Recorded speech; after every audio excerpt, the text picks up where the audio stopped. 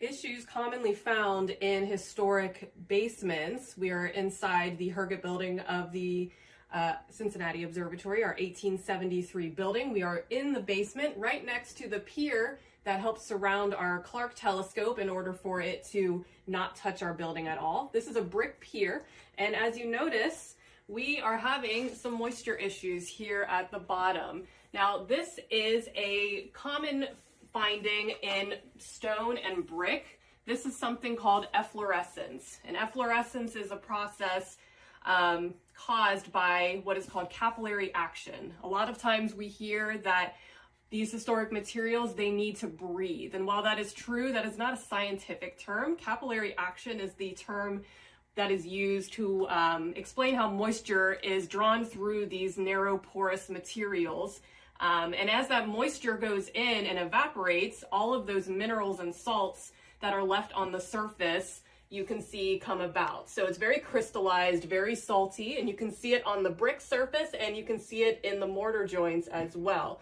So what this is telling me, we do have some moisture issues along with our foundation.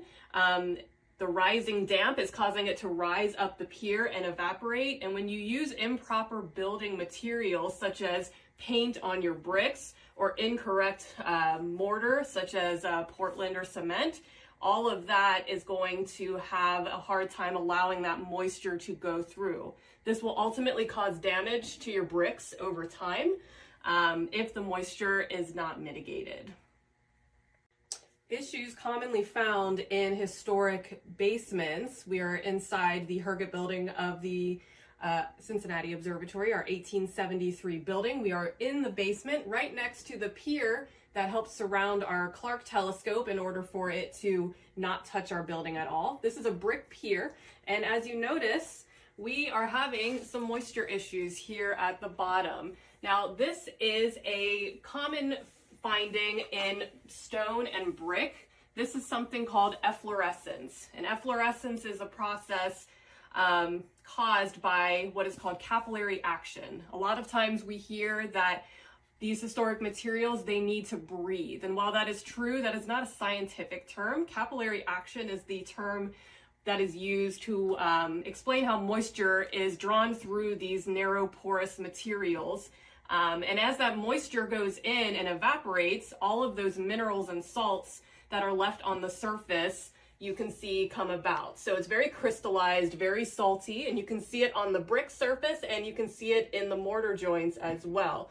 So what this is telling me, we do have some moisture issues along with our foundation. The rising damp is causing it to rise up the pier and evaporate. And when you use improper building materials, such as paint on your bricks or incorrect mortar, such as Portland or cement, all of that is going to have a hard time allowing that moisture to go through. This will ultimately cause damage to your bricks over time if the moisture is not mitigated.